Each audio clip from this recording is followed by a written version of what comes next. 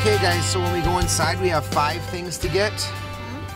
We need to get the hog panel, the pig drinker thingamajiggy, handles, rabbit feed possibly, and a mason twine.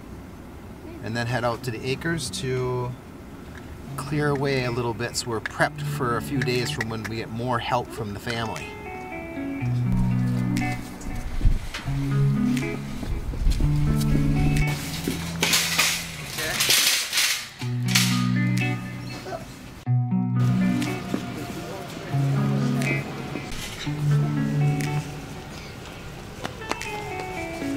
The really big one. No, someone took the really big one. Oh, really? Yeah, it was like this high. Oh, yeah.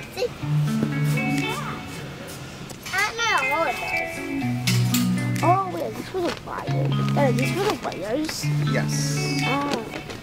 Oh, it's movie. Cheers! Yeah. Mom,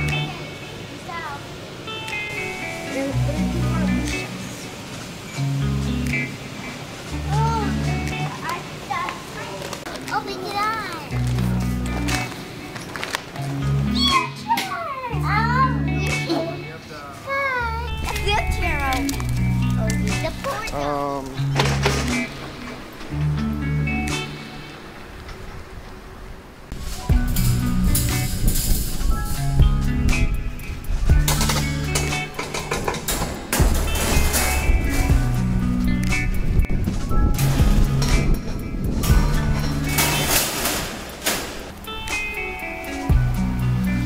This was your average everyday string, I would have wrapped it again.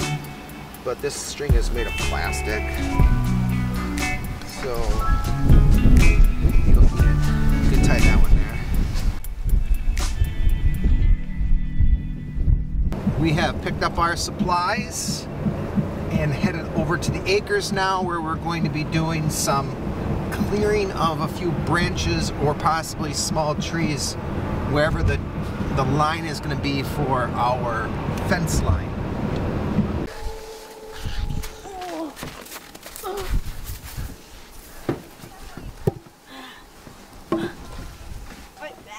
Little accident. We forgot that we were practicing with undies this morning. The urge came. So you have a plan in mind on how much you want to get done, which still can yet today. But one thing is, I was not expecting the wind as high as it is right now.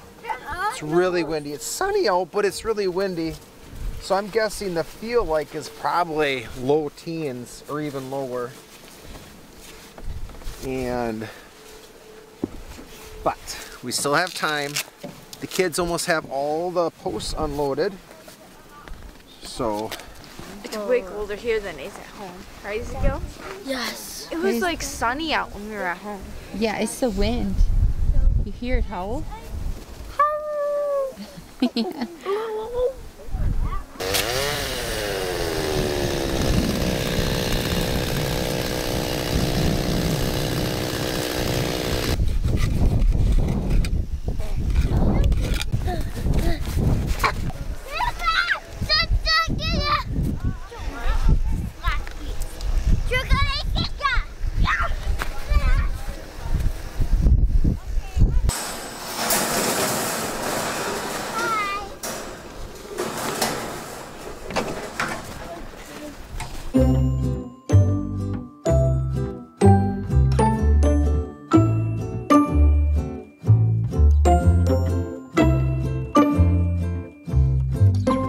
Hey guys, Abraham here with the Salmon Homestead.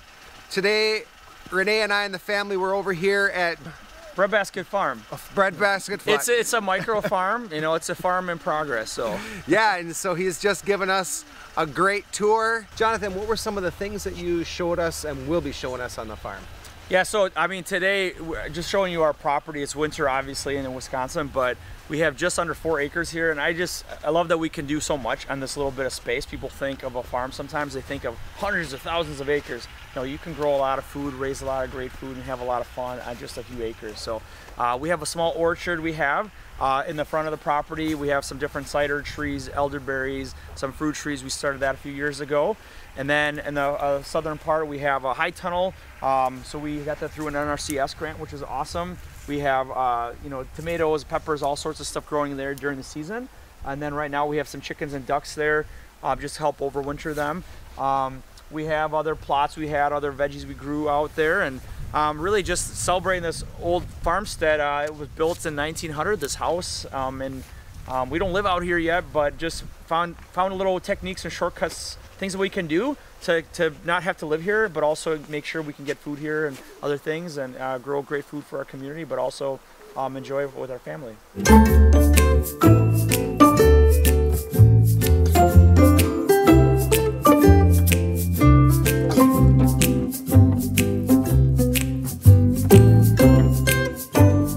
Kind of past, so then we could either, if we need to take a vehicle, we could.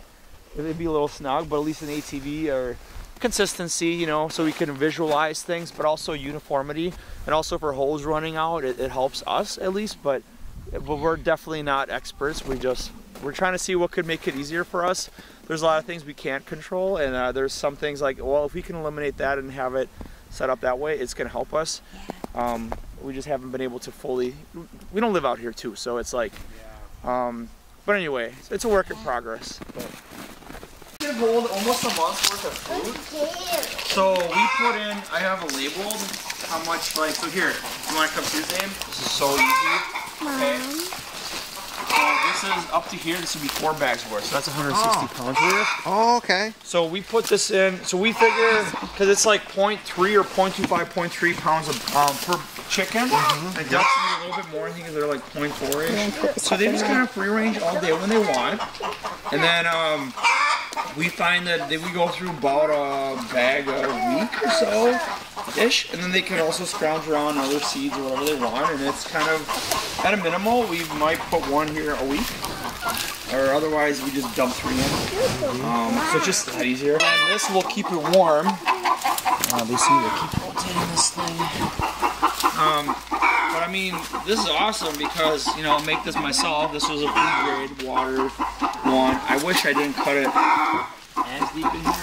Originally I was kind of desperate to get a big thicker one in. So I was like, oh, but I wish I would have put the top. And anyway, so I probably could get another 10 more rounds in. But that's so much easier. And then we have this as a backup in case, because if it gets really, really cold, these just will freeze up, that little space in between. So then this, at least we'll use that, and then I'll melt, you know, keep it, just to get us by. We get a day of 2 really negative stuff. But mostly this is just fine. And then, you know, there's a random water from the drainage, I don't know. So the ducks love mucking around. They're like all trained birds. So.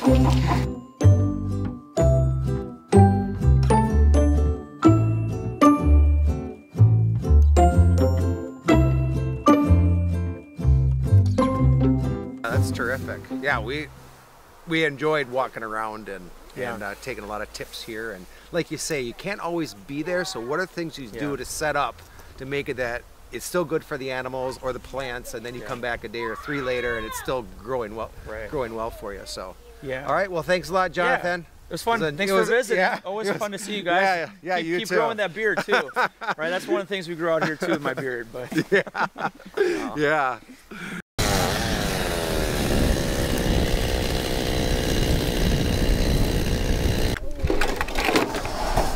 All right, that's gonna be it for today. We did get the brush part cut, I think 95%, 98%. It's really close. Oh, this is not gonna work. It was cold enough that we take a little break to warm up. So now the next thing we just have to do now is sort of, I guess, rectangle it, square it, get square corners, and then we can start putting in our posts, measuring and putting in wood posts. Quick note though, when we put the posts in along the tree line, you could just poke it in, hook the post, the metal post right into the ground. It went right in.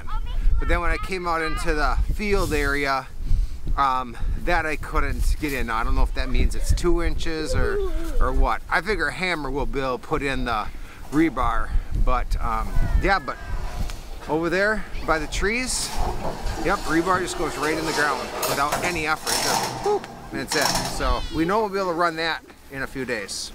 So thanks for watching. Stay tuned and see how things are going on out here, and we'll see you on the next one.